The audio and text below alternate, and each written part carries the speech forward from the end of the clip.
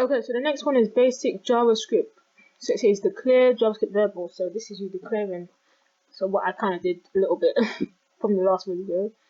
So it says in computer science, data is anything that is meaningful to the computer. JavaScript provides 8 different data types which are undefined: null, boolean, string, symbol, big int, big int. That looks like big integer, but anyway.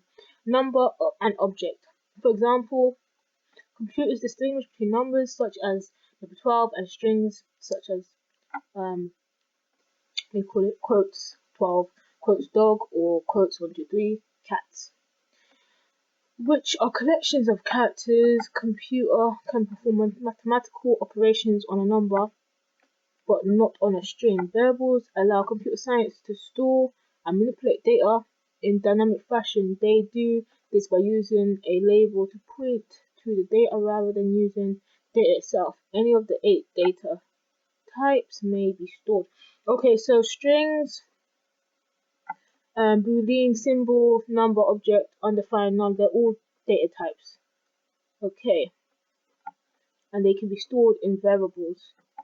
And variables, it looks like you use variables by declaring the keyword var, and then you would write the name of your variable, and then you would obviously write your data type, which would be one of these.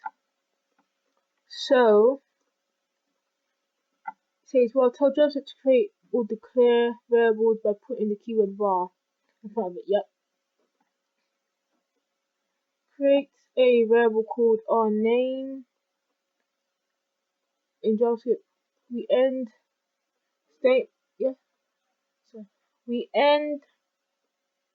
statements with semicolons. Variable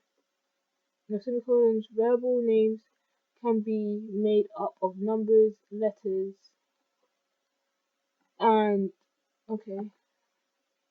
but may not contain spaces or start with a number. Use the var keyword to create a variable called my name. Okay, that's what it wants you to do.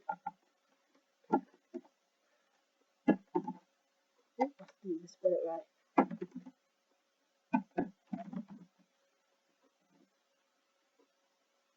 Is that all it wants us to do?